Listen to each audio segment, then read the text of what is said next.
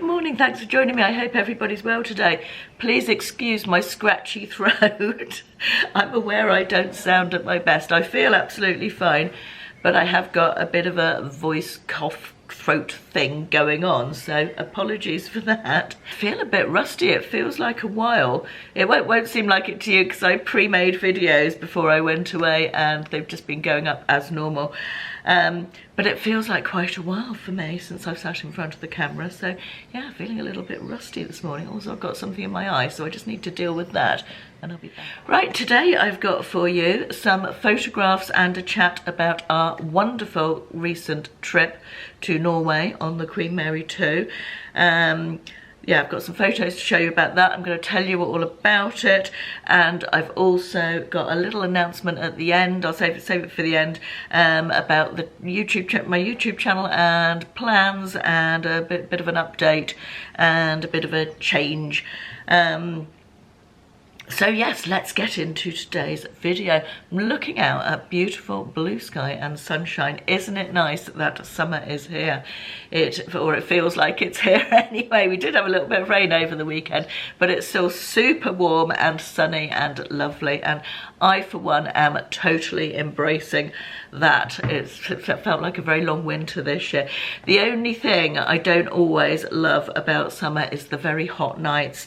And I know that there are those amongst you, because we've talked about being a woman of a certain age and sleep issues, and particularly in summer, those of us who suffer from night sweats and hot flushes and just general difficulty sleeping, summer can really make those worse. And that brings me to introduce to you today's video sponsor, which is Rest. The company is Rest Duvet, and I want to introduce to you the Evercool Comforter. If I was not doing this advertising segment, this item would still be in my monthly favourites. That's how much I rate it. I've been using it for a few weeks now, and honestly, it's changed my summer sleep for the better. It's effectively what we would call in the UK a coverless duvet. It is aimed particularly at what they call hot sleepers, or those of us who have these night sweats and hot flushes, and it has this special technology. Not quite sure how it works, I'm not very techy, but it constantly feels cool to the touch. I was very skeptical about this when I first heard it. I thought, I don't really think it feels cool to the touch all the time, surely not. But honestly, I have tested it and it constantly feels cool to the touch. It's very smooth, very silky, without being slippery and unpleasant. It also has moisture wicking technology, which again helps to keep you dry.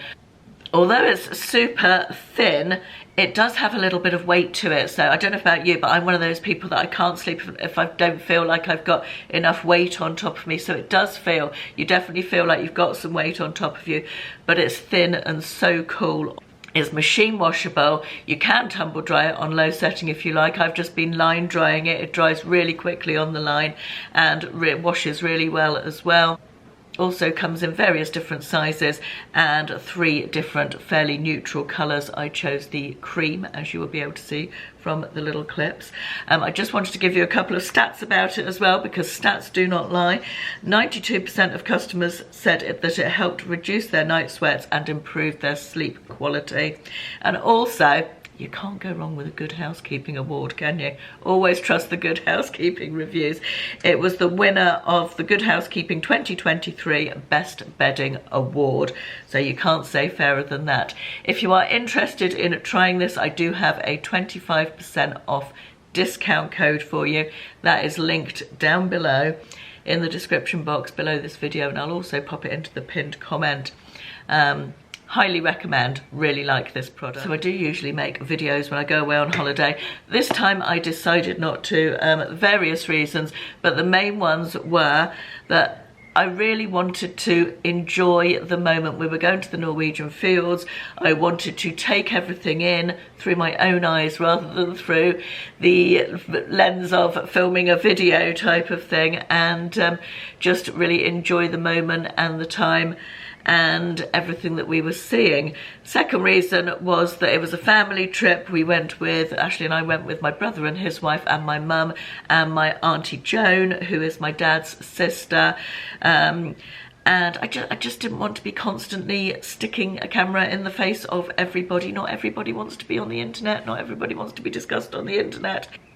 And I just wanted to spend quality family time without the camera. I have, however, taken lots of photos, and I'm going to share some of those with you in this video. So apologies to anyone who's disappointed that there's not a video, but I just decided to let my holiday be a holiday on this occasion. So our cruise was with Cunard. We went on the QM2, the Queen Mary 2, and we went to the Norwegian Fjords. It was a 7-day cruise. If I'm looking down all the time, I've got notes that so I do everything in a sensible order rather than just ramble. I don't want to just ramble aimlessly, because I want to slot the pictures in sort of the right order, and you know what I mean. That's what I'm looking down for. We left from Southampton, and it was a round trip back to Southampton. There were 4 port days and 2 sea days. So we left Southampton on the Friday. The Saturday was a sea day, and then the 4 following days were all port days. So it was, I'm just working out, Sunday, Monday, Tuesday, Wednesday, and then the Thursday was a sea day, and then we're back in Southampton on the Friday. Weather-wise, we were absolutely blessed. I know the weather here in the UK has been absolutely gorgeous while we've been away, but you don't expect it to be quite so good further north, and particularly in Norway. The first town that we visited, Stavanger, was apparently, reputedly, the rainiest town in Norway. So we were very blessed to have a blue sky, clear blue sky, sunny day. It was warm enough to sit outside and wander around the town. I'm not sure if it's a town or a city. I ought to know that. I feel like it's a town, but don't quote me on that. And wander around. So we felt very lucky that we got a sunny day for that, with it being the rainiest place in Norway apparently. The following 2 days were in the fjords themselves. The first day we were in Olden, was the port, and the next day was, I don't know how to pronounce this, Andalsnes. I'll put it across the screen because I'm probably butchering it. Both of which ports, we woke up the day we were in Olden, and you're in this fjord with the mountains rising up sideways up from the valley, and it's just beautiful, and the buildings, and it was so breathtakingly lovely, and the mountains with the snow caps on the top. The 2 days we were in the fjords, there was quite low cloud. It didn't rain at all, we were really lucky, but there was quite low cloud, and I think that is just fairly common to the fjords themselves. I think the mountains sort of make it cloudy. I don't really understand how weather works, but I think it's quite common. The final day we were in Bergen, which is, I think I'm right in saying, the 2nd city of Norway. Could be wrong about that, so I probably oughtn't to be saying it. But no. The final day we were in Bergen, which again was a lovely city, and we had the most beautiful day of weather. Again, clear blue skies, really nice and warm, very enjoyable. And again, we felt really lucky because, according to the ship captain's announcement that morning, there are only 65 days a year where it doesn't rain in Bergen. So yay for that, we were very lucky. Accommodation wise on board the ship, we stayed in the same grade of cabin that we've stayed in before. If you haven't seen, I've done cabin tours on those, so I'll pop a link in the description, possibly up there, as I think it's up there actually, up there to one of my previous cabin tours on the QM2. If you want to see what our room was like, it was really nice. We had a lovely big balcony with chairs to sit out, which we took advantage of. I've never actually been on a cruise since I've cruised as a passenger. For those who don't know, I used to work on board cruise ships many years ago. But since I've cruised as a passenger, this is the first time that we've actually been on board a ship in sunnier weather. We've done the transatlantic in December, which was obviously cold. We did a mini cruise last year to Hamburg and Cherbourg. That was in March, early March, I think, so again cold. And then Ashley and I did a 4-day cruise in January this year from Southampton, again cold. So it was really nice to be able to spend some time out on deck and enjoy the ship in more summery, sunshiny weather. Very much enjoyed that. I want to talk a little bit about days out. We decided not to go on the Cunard organised tours. We did feel that they were really quite expensive for what they are, particularly with 6 of us. And we were quite happy to bimble about by ourselves and wander around. And the only place where we had some actual firm arrangements was Bergen, where we had pre-booked the funicular railway, which very tourist, amazing views from the top down over the city, and you can see the ship and stunning views, but very touristy, very busy, and very crammed into the railway carriage itself. I didn't like the crammed inness at all. I'm not good in enclosed spaces with lots of people. It felt like getting in a tube train, to be honest, and not particularly enjoyable. But the view from the top was lovely, and the goats were very cute at the top, but very much a tourist attraction. Then we also had pre-booked the ice bar, which was great fun. You go to this ice bar, and everything's made out of ice. The tables, the chairs, they've got ice sculptures around it. It was really quite interesting and fascinating, and really nice staff. And you get an ice drink in an ice cup, and it was well worth doing that. It was quite quiet when we went. We had a pre-booking for, I think it was 11:45 in the morning, and it was really quite quiet and not queuing, and not, obviously it's a tourist attraction, but it didn't feel as touristy as the funicular thingy. So those were the 2 things that we'd pre-booked, and other than that we just wandered around. Stavanger, again, we had a wander around the town. The old town is just by where the ship docks, and it's up a steep hill. There's a picture, I think, of my brother dragging my mum and my aunt up the hill, which I'll pop in at some point here. Yeah, we went to the old town. That was really pretty and lovely, and the little buildings. Then we had a wander around the main city itself. There was a lovely park with a lake, and stopped and had a coffee and watched the world go by, and very enjoyable morning there. And then in Olden, in the Fjords, we went on a little noddy train, which was just perfect actually. It went really slowly. It went right from the side of the ship and up the side of the field, and then crossed over a bridge and back down the other side, just a few kilometres up. And that was really nice, because there was a commentary that was really interesting, that gave a little bit of the history and the way of life in the area. Sorry, I'm losing my voice. I can hear it getting worse. Honestly, it doesn't hurt at all. It's just the sound is grating, so I do apologise. So yeah, we really did enjoy that little. I'd recommend that little train trip. I think that was about £23 a person or something, and the driver was really nice. And you stop several times for photo opportunities and to take in the views, just really sort of low key, just honestly just so beautiful there. In the next port, which was the one I couldn't pronounce, which I put across the screen, that was a tender port, so we were anchored out, and you had to go in by one of the ship's tenders. Nick and Amanda went ashore and did a bit of a hike up a mountain, and the rest of us opted to stay on board. Quite often when it's a tender port, it takes a while to get off because everybody's queuing up, and we decided to have a day on board. And you're actually sort of, where the ship is stopped, you can sit out on deck and take in the views, and the you can see all the local area. And then sailing out in the evening, we were on deck and sailed all the way up the field, and again it's so interesting in terms of the views and the scenery and taking in everything. Just really lovely. I highly recommend the Fjords. And then in Bergen, I've already told you, haven't I? We did the ice bar and the funicular. And then we had a couple of days on board. As I expect you all know, there are always lots of entertainment and things and activities going on board. We went to 2 lectures, one on the first sea day and one on the last sea day, by a polar explorer, Anne Daniels, who was absolutely fascinating, and spoke really well. The lectures are usually about 45 minutes long, I think. We've been to lots in our time on Cunard. I very much like the onboard speakers. And we all enjoyed her both of her talks very interesting about her trips to the Arctic and Antarctic, and the scientific exploration work she's done is all really interesting.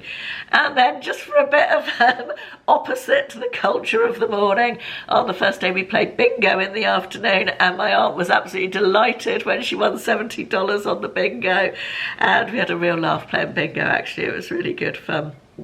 There's also quizzes and bands and music and shows and all sorts. You can dip into as much or as little of the onboard entertainment as you like. Evenings, of course, were wonderful. As you know, I absolutely love the dressing up. It's one of my favourite parts of a cruise. You get so few opportunities in modern life, I find, to dress up, and I love particularly with Cunard, it's a real throwback to days gone by, the days of when I can't speak, ocean going voyages were, you know, an excuse to dress up, and it was all very much more glamorous than it is today, and I love that about it. Excuse me, I've got an itchy nose. Yeah, the dressing up, very much one of my favourite things. We did take some footage. Ashley took some footage of my outfits of the evening. I haven't had a chance to look at it yet. If it's any good, I will publish that as a video at some point soon, but we shall see, because with the light and Ashley operated the camera, he's not as used to it as I am. Sometimes the footage doesn't come out brilliantly, so I'll just have to say. The food, as ever, was absolutely amazing. Our maitre d' in the Queen's Grill, Osman, who's been on all the cruises we've been on at the Queen Mary, has looked after us amazingly. He's so good. I have to say, it was actually quite refreshing. I very much enjoyed just admiring and eating my food rather than filming it or photographing it. The only photograph I've got of any food that we ate, I think I've got a photo of the cheese board one night, and also of this lobster, which was amazing, really nice. That was on the first gala night. Very much enjoyed that. But the food was absolutely first class. I would say that the food is better on the Queen Mary than it was on the Queen Victoria. That's just our personal taste, just what we found, and that's only my opinion, obviously. You know, other people might think differently.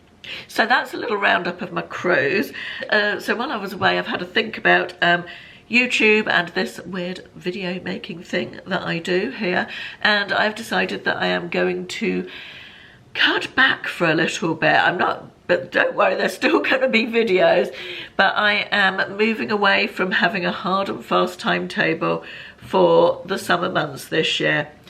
There will be videos, as I say. I'm going to put videos up as and when. It's going to be very much an ad hoc thing, not a strict timetable, and there will be fewer videos. I just feel like I've been on the treadmill of a timetable, and I've got a lot of stuff on this summer, and I want to be able to enjoy it. And the 2 weeks before I went away, getting all the videos ready, as well as doing my eBay stuff and just life as well, you know, having a life. I was working like 70 hours a week or something ridiculous. It was crazy. So I've decided that I am going to cut back a bit for the summer. As I say, there's not going to be a timetable. So if you enjoy my videos and you want to know when there's going to be a video, please do subscribe. Then you'll get a notification. Let me just get my iPad and I'll show you how to subscribe if you're not sure. Right, so I've got it on a Carla video, because you can't subscribe to your own channel. So I've unsubscribed from Carla to show you how to subscribe, because right, so you click on the subscribe button, which is underneath the video window, as you can see there. So I'm going to click on that, and then you get a little bell thing. I don't know how well you can see that, where the subscribe button was. You click on the bell and you get a little box up like that, and you click on the bit that says all, and you get a note saying you receive all notifications. And what happens is, when you open the YouTube, what am I trying to say here? The YouTube app on your phone or your iPad, there's a little bell thing up here at the top. Sorry, I'm just trying to show you. And that will have, when I make a new video, if you subscribe and click all, that will have a little red dot on it. You click on that, and it will show you notifications like that. That's just my notifications, and it will show you the new video. So when you've got a red dot on your bell, you always know that you've got a new video, rather than just not being subscribed and you won't get a notification if I do put a video up, because it won't be the usual Wednesday, Sunday and some Fridays for the summer. So I'm very much looking forward to having a little bit of time, more time available to do some things around the house, to catch up with some things, to see friends, and to do more of the things that I love over the summer, and I hope you will as well. As I say, there will still be videos. I've got a couple of try-on videos coming up, and some other bits and pieces, so do stick around, and I will see you again soon. Thanks for watching. Bye bye.